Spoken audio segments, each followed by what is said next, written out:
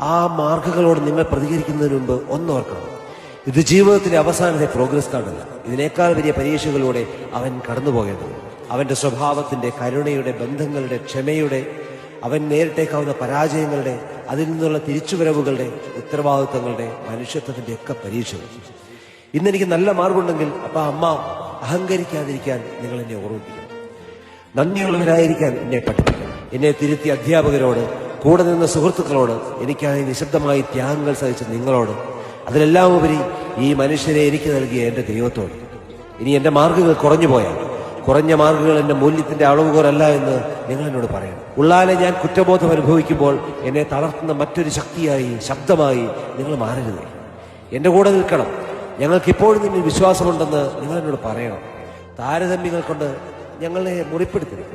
ശരാശരി വിദ്യാർത്ഥികൾ അസാധാരണ മനുഷ്യരായതിന് ജീവിതം സാക്ഷിയാണ്. മാർക്കുകൾ മറന്നുപോയാലും റിസൾട്ട് വന്ന ആ ദിവസം നിങ്ങൾ മാതാപിതാക്കൾ തങ്ങളെ എങ്ങനെയാണ് പരിഗണിച്ചതെന്ന് ഓരോ കുഞ്ഞും എന്നും ഓർക്കുമെന്ന് നിങ്ങൾ ഓർത്തിരിക്കണം കേട്ടോ.